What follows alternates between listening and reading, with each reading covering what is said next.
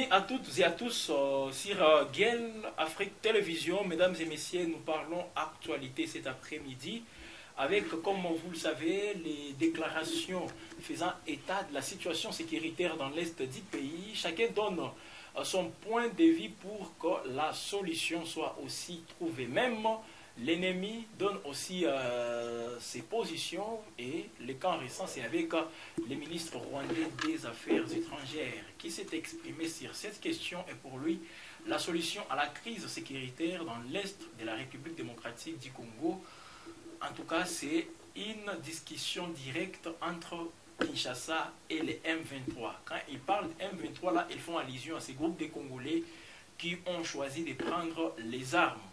Qui les soutient? Voilà des questions que le Rwanda ne veut pas toujours aborder. Nous en parlons, mesdames et messieurs, avec quelqu'un que vous connaissez bien, vous le voyez déjà en image, Christophe Mouissa, activiste ici en République démocratique du Congo, basé au Nord Kivu. Il va donc nous donner ce qu'il pense de ce que les ministres rwandais des Affaires étrangères a donné comme point de vue sur la crise sécuritaire dans l'Est du pays. Christophe, bonjour. Bonjour, monsieur. Comment vous allez? Nous allons bien. Enfin, peut-on dire que c'est un statu quo que nous observons entre le gouvernement congolais et celui du Rwanda avec le processus de Luanda? Parce qu'on ne sent pas en tout cas grand-chose dans ces processus jusque-là et pourtant les jours avancent. Il faut dire que c'est effectivement le résultat de toute la naïveté que nous avons pu manifester depuis le début de cette guerre, parce que d'aucuns les savent que ça fait plus de 30 ans que l'Est de la RDC ou le Congo en général connaît des crises. Et aussi, ça fait une cinquantaine d'accords qui ont déjà été signés de bonne foi de la partie de la République. Mais cinquantaine, c'est déjà trop. Oui, effectivement. Bon, moi, je vous l'ai dit par reconnaissance des causes. Oui. Le jour peut-être viendra où nous aurons à détailler accord par accord depuis que Mouzé avait pris le pouvoir. Depuis, à partir de Mouzé jusqu'à aujourd'hui, effectivement, on en compte une cinquantaine d'accords de paix qui avaient déjà été signés et malheureusement qui n'ont jamais été appliqués et qui n'ont jamais été respectés par les belligérants, au fait, parce que c'est une question également d'intérêt. Oui. Et ici, il y a lieu de dire que la plus grande responsabilité revient à l'État congolais. Parce qu'il y a un adage qui dit, si vous voulez avoir ce dont vous n'avez jamais eu, il faut faire ce dont vous n'avez jamais fait. Mais ici, nous faisons sous forme d'un cercle vicieux, où nous tournons à rond avec les mêmes revendications des ennemis, les mêmes processus de résolution des conflits et malheureusement les mêmes résultats. Donc, nous peut-être parce qu'avec les premiers accords, l'applicabilité, peut-être c'est aussi de la responsabilité du gouvernement congolais, ça n'a pas été fait comme ça devrait être. Et voilà, peut-être ça nous ramène toujours aux mêmes causes. Donc, raison pour laquelle je vous dis que ce sont des questions qui sont traitées avec beaucoup de simplicité, avec beaucoup de fantaisie et de sentiments.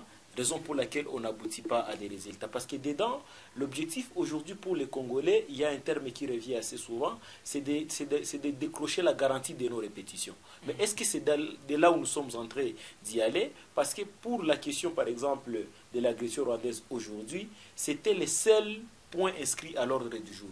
Mais où sont venus les points liés à la neutralisation des FDLR? Et moi, je pense que si le plan diplomatique, on ne nous considère plus. Parce que tel que je le disais ici, on peut bien beau avoir une très bonne diplomatie. Mais tant que vous n'avez pas une très bonne armée, c'est-à-dire les accords seront en train d'être foulés aux pieds, d'être négligés, et parce qu'on sait que vous n'avez pas une armée dissuasive, on va toujours continuer à vous soumettre les agendas. C'est le cas que la RDC n'a pas une armée dissuasive. Parce que si on peut revenir un tout petit peu en arrière, il y a de cela 11 ans, n'est-ce pas? Le gouvernement congolais avait aussi réussi à vaincre les Rwandais et ses supplétifs du M23. Alors, si nous avions réussi à vaincre militairement les M23 sur les terrains, il faut préciser que c'était aussi en collaboration avec la brigade d'intervention de la MONUSCO. Pourquoi avions-nous signé encore de nouveaux accords? Si vous aviez déjà la suprématie militaire, pourquoi avoir signé des accords qui aujourd'hui effectivement nous mettent dans une situation de difficultés sécuritaires parce qu'après leur cantonnement au niveau de l'Ouganda et du Rwanda dans le cas des réfugiés, ils sont revenus encore à charge en 2020, juste après l'accession de M. Félix Tshisekedi au pouvoir, pour remonter ces revendications-là. Mais en tant qu'un État, moi, je pense que la violation des textes aussi fait partie des règles de jeu en relations internationales. Mais pourquoi c'est seulement les Rwandais qui doivent toujours nous imposer son agenda, qui doivent toujours exprimer ses velléités expansionnistes, d'agression, d'envahissement sous une question prétendument de FDLR et que nous n'avions pas d'autres mobiles. Qu'est-ce que nous devons au Rwanda? Sans oublier effectivement qu'en 2013, nous avions signé un accord cadre au niveau de Nairobi. Dans cet accord, il y a eu des engagements qui ont été énumérés de part et d'autre. Mais qu'est-ce que nous avons fait de nos engagements? Peut-être que nous les avons respectés. Mais est-ce que les autres, notamment la communauté internationale et les pays de la sous-région, avaient également réussi à respecter leurs engagements? Parce que dans cet accord, il est clairement dit qu'aucun pays de la sous-région, de la CIRGL, bien entendu, ne peut constituer en soi une menace ou servir de base arrière aux ennemis qui attaqueraient un autre État membre. Parce que nous nous retrouvons maintenant dans une situation où on utilise les conflits du Congo pour régler les comptes à d'autres pays. Pourquoi je l'ai dit? Nous sommes partis dans tous ces processus de négociation en commençant par Nairobi 1, Nairobi 2, Luanda, Bujumbura, jusqu'à ce qu'aujourd'hui nous arrivons à Luanda, avec un seul point inscrit à l'ordre du jour, la question de l'agression rwandaise ou la question de la crise sécuritaire au Congo. Si aujourd'hui le Rwanda a accepté qu'il y a 4000 de ces hommes sur le sol congolais, il faut en déduire que c'est déjà une agression, parce qu'il n'y a aucune justification, aucun motif qui pourrait justifier leur présence à l'RDC. Est-ce que cette hypocrisie au niveau africain, au niveau même international, a été approuvée à part quelques petites déclarations verbales, à part quelques condamnations, mais qui n'ont pas apporté le soutien à la RDC et même pas faire des sanctions au Rwanda? Ils ont accepté. Mais qu'est-ce qu'est venu faire la question sur le FDLR? Voilà, ils ont utilisé cette tribune. Pour le Rwanda, c'est une menace qui plane toujours sur lui. La présence de FDLR près des frontières rwando-congolaises. Qui n'a pas d'impact contraignant vis-à-vis du Rwanda. Parce que ceux qui devraient beaucoup plus se plaindre par rapport à la situation de FDLR, c'est le Grand Congo. Mais autant que le Rwanda, qui n'a jamais réussi un seul coup de balle sur son sol via l'attaque attribuée ou revendiquée par le FDLR depuis 1994, il faut aussi se poser beaucoup de questions. Au-delà de ça, le Congo a déjà fourni assez d'efforts par rapport à cette question de FDLR. Et vous vous souvenez qu'en 2009, ce qui a coûté la chaise de M. Vital Kamerhe de l'Assemblée nationale, à l'époque, son siège, le Congo avait accepté que les Rwandais entrent ici à travers ce qu'on a appelé l'opération Umoja Wetu pour venir traquer les FDLR. Lorsque vous prenez la configuration même de la zone occupée aujourd'hui par l'AFC M23 conduit par le Rwanda, vous remarquerez que ce sont les zones dans lesquelles on dit qu'il y aurait des prétendus FDLR. Mais comme ils occupent ces zones-là, qu'ils les neutralisent dans leur zone. Donc, on nous a effectivement floués, on nous a détournés de la bonne... du bon chemin. Nous allons y arriver.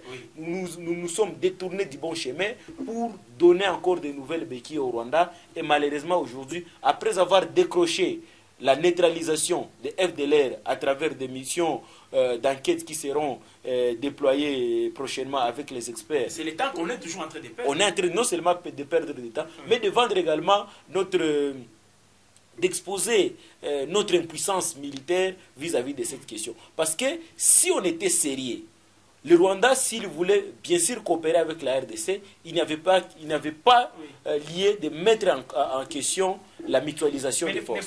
Le Congo devrait se dire, nous avons des forces armées, nous avons les services de renseignement, nous-mêmes nous allons les traquer et nous allons les amener chez vous. Peut-être c'est une stratégie diplomatique pour... Il n'y a pas question de diplomatie, nous sommes par rapport... Le Rwanda vient toujours avec plusieurs motifs qu'on peut qualifier de fallacieux, alors peut-être il faut les vider. Raison pour laquelle je vous dis ici, le Rwanda est de mauvaise foi. Le Rwanda utilise le Congo comme je ne sais pas comment qualifier les mots, ils nous utilisent pour arriver à leur velléité. Mais après avoir décroché ce que je disais, la neutralisation des FDLR, oui, ils nous renvoient maintenant la balle pour dire que la question de 1-23 et de l'AFC, vous allez les gérer en interne. Alors que chez nous, nous ne savons pas que l'AFC n'existait pas. Nous savons que l'AFC n'existait pas. Le 1-23 n'existait pas. C'est les Rwandais qui est le commanditaire direct, raison pour laquelle ils ont déployé leurs troupes sur le sol congolais à travers le 1-23, et c'est les Rwandais avec qui nous avons affaire. Si les Rwandais peuvent nier son soutien indéfectible au M23 et à l'AFC, c'est-à-dire chez nous aussi, nous devons rompre cet accord de mutualisation pour la neutralisation des FDLR. C'est clair. Parce que c'était prévu que les deux opérations puissent se dérouler d'une manière concomitante.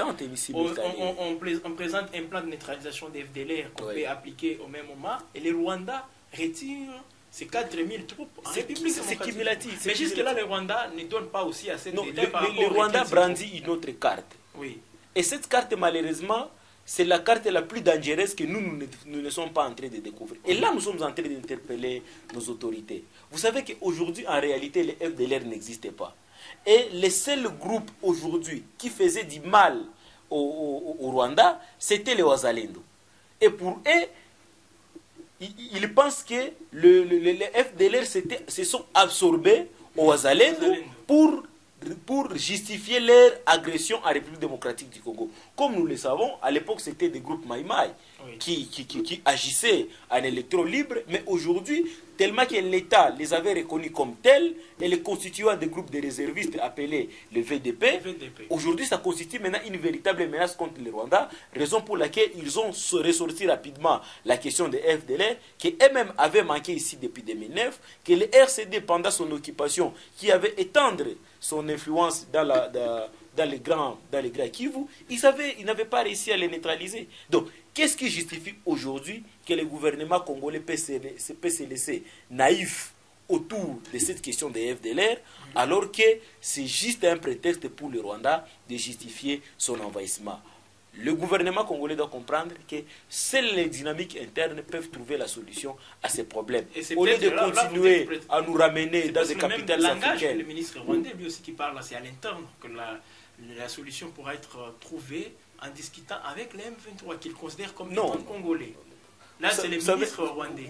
Vous savez, le problème le plus grand réside à notre niveau. Oui. Parce que le fait pour nous de donner l'occasion de discuter avec les Rwandais, aujourd'hui, nous brandissent une autre carte, à laquelle peut-être on ne s'entendait pas. Parce que nous savions qu'une fois les Rwandais retirent ses troupes, directement, ils vont partir. Parce que pour nous, le Rwanda, les 1-23, l'FC n'existent pas. C'est le Rwanda.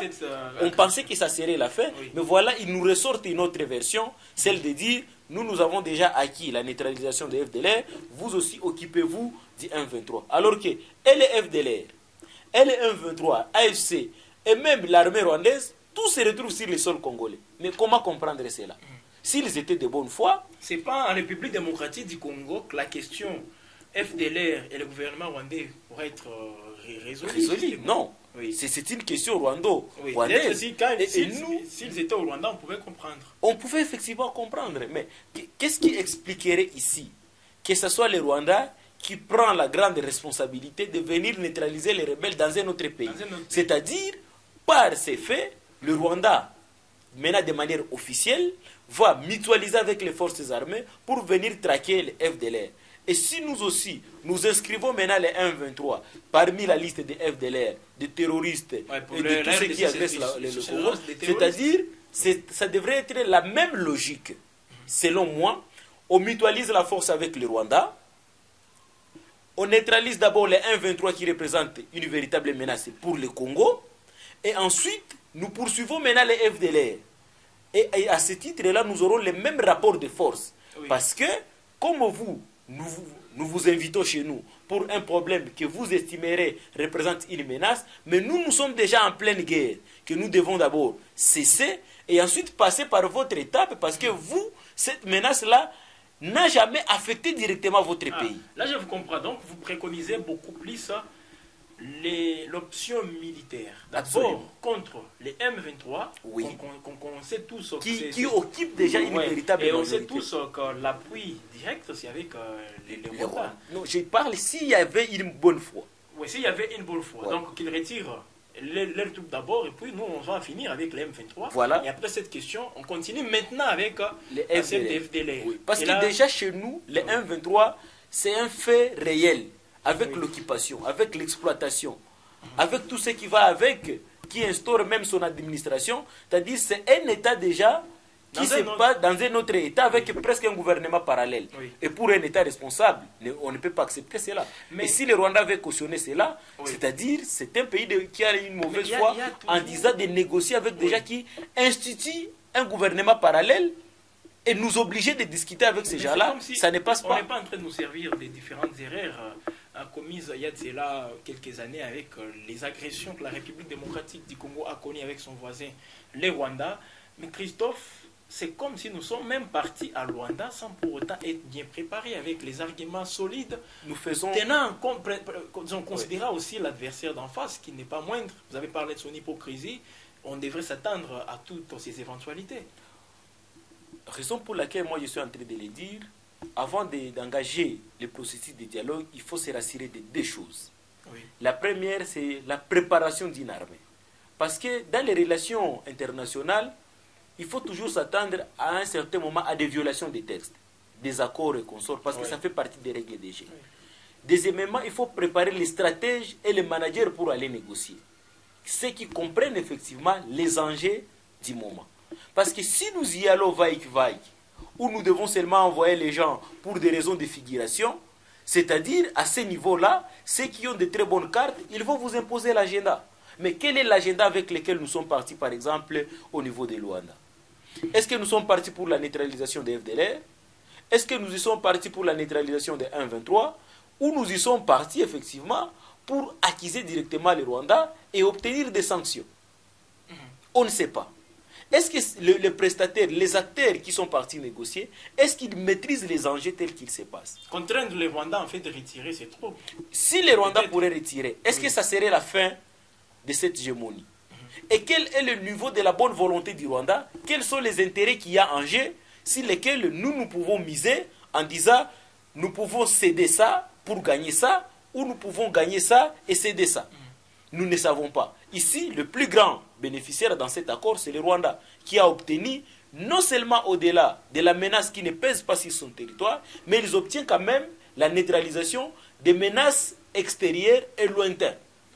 Vous comprenez? Alors que nous qui sommes en pleine guerre, en pleine agression, en pleine crise sécuritaire, où nous voyons nos minéraux, nos douanes, nos minéraux être exploités, notre douane être exploitée, nos compatriotes, nos champs et tout ce qui va avec, nos frères qui souffrent dans des camps de déplacés, mais c'est nous qui sommes encore un peu plus réticents vis-à-vis de celui qui a l'ennemi très loin. Donc vous comprenez qu'à notre niveau, on devrait faire une étude approfondie de cette situation pour ne pas donner de prétexte au Rwanda. Malheureusement, c'est ce qui est déjà fait. Et moi, je recommanderais à nos institutions, en tout cas, la meilleure manière, c'est avant de mettre en application tous les accords, de les remettre tous en cause, pour qu'on revienne encore sur la nouvelle table de négociation. Parce que le fait pour le Rwanda de rejeter encore des responsabilités à la RDC prouve à suffisance que nous avons perdu du temps. Vous avez dit être bien préparé. D'abord, c'est rassurer qu'on a une armée qui peut répondre à toute éventualité. Mais nous avons des partenariats militaires ici. Voilà, c'est ce que je voulais même aborder avec la SADC. Une formation a pris fin hier. Voilà. Ces gens-là, on ne les avait pas appelés pour faire le tourisme ici. Ça fait un an. Nous ne les avons pas non plus pour faire la négociation. Parce que la diplomatie, c'est une question politique.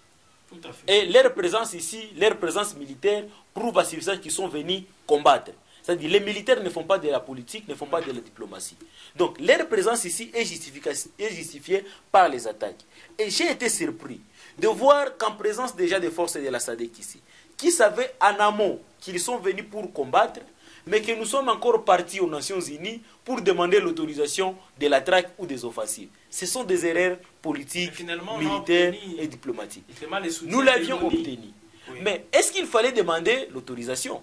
Parce que déjà, en arrivant ici, ils savaient ce qu'ils viennent faire. Ne joue pas aussi frangé. Le nombre de militaires de la SADC, la logistique qu'il y a ici, les Ouazalendou que nous avons, qui sont comptés à des milliers, les FARDC avec toute leur logistique, on ne peut pas se dire aujourd'hui que si le Rwanda ne veut pas retirer ses troupes et qu'on nous laisse nous-mêmes en train de gérer la question des FDLR et des M23, les éléments que nous attraperons, on les amènera au Rwanda.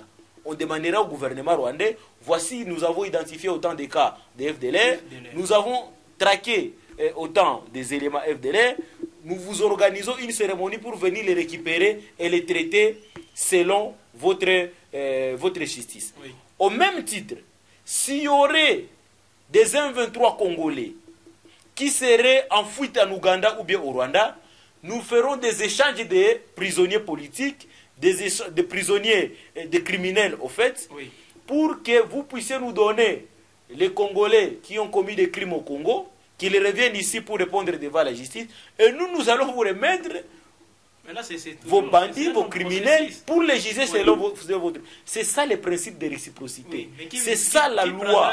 C'est ça la loi, c'est ça le poids de chaque État. Si nous ne sommes pas encore à ce niveau-là, c'est que nous ne faisons rien, c'est-à-dire nous risquons de sacrifier inutilement les jeunes et les militaires congolais. Comme en termes d'opération, on ne voit pas grand-chose, c'est peut-être, je ne sais pas si vous êtes en train de lire dans les chefs du gouvernement congolais, l'effet de voir les FRDC qui ne seraient même pas prêtes aujourd'hui, afin de lancer les vraies opérations, les opérations justement pour contrer les militaires rwandais, en fait, c'est ces aventures en République démocratique du Congo. Peut-être les FARDC ne sont pas aussi prêtes, non, comme les gens peuvent les souhaiter. L'armée a été faite pour faire la guerre. Les FARDC sont prêtes. Oui. Nous entendons seulement le mot d'ordre de notre commandant en chef, le commandant suprême. Dès lors qu'il signe un acte de lancement des offensifs, oui, parce que là on ne peut pas parler directement d'une guerre ouverte avec le Rwanda, oui, il faut d'abord faire les ratissages chez nous. Oui. Il faut se rassurer que notre pays d'abord est en paix et en sécurité.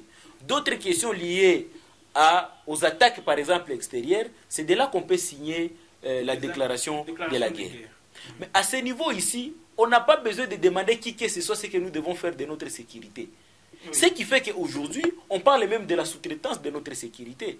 Alors que lorsque vous lisez les grands théoriciens, et même la mission régalienne de l'État, c'est d'abord la sécurité qui est la première des libertés et la première des priorités pour un État. C'est de là qu'on parle d'un État gendarme.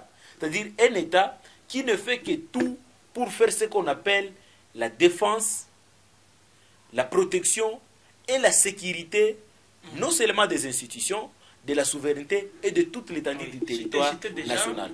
Lorsqu'on parle de l'interventionnisme étatique, oui, c'est de là que l'État peut agir comme un État-providence, c'est-à-dire il peut s'occuper du développement, mais dans le cas d'espèce ici, nous avons besoin d'un État gendarme, c'est-à-dire un État qui assure d'abord la protection, la sécurité et la défense de l'intégrité territoriale. Si nous ne sommes pas encore à ce niveau-là et que nous entendons que la solution à la problème sécuritaire du Congo viendra de Nairobi, de Luanda, de New York ou de Paris, c'est que nous sommes en train de nous tromper. Parce qu'aucun État n'a été créé pour protéger un autre État. C'est une question de domination et de puissance militaire que nous devons prouver. Et pour ça, on ne peut pas continuer à faire des navettes dans des capitales africaines pour commander ce qui nous revient des droits. Donc, si aujourd'hui nous négocions notre paix et notre sécurité, ne soyez pas surpris que dans les 10 prochaines années, on va encore revenir avec les mêmes revendications. Il y a eu des accords qui ont été signés en 2023 qui n'avaient pas été réussis, ce qui justifie encore une nouvelle rébellion ou une nouvelle agression. Nous devons, comme vous l'avez dit, nous devons tirer les leçons du passé. Le peuple a longtemps souffert et aujourd'hui il est prêt à en finir une bonne fois pour toutes avec ce cycle d'hypocrisie et d'impunité qui a régné dans la sous-région. Très bien. Christophe, je ne peux que vous dire merci pour toutes ces interventions. Répondant à nos questions, je crois que les téléspectateurs ont trouvé leur intérêt dans tout ce que nous venons de dire. Merci beaucoup. Mesdames et messieurs, merci à vous de nous avoir également suivis. Nous vous fixons rendez-vous toujours sur Gale Afrique Télévision dans un avenir plus proche, justement pour que vous puissiez aussi être mis au parfum de l'actualité en temps réel et comprendre tout ce qui se passe. Vous avez toujours cette possibilité de donner aussi vos points de vue dans la barre des commentaires en aimant, en partageant aussi cette production pour que plusieurs personnes, plusieurs Congolais, c'est là qui sont justement intéressés par la situation dans l'Est de la République démocratique du Congo, puissent en savoir plus. Prenez bien soin de vous et nous allons encore une fois vous retrouver pour discuter sur des questions d'actualité.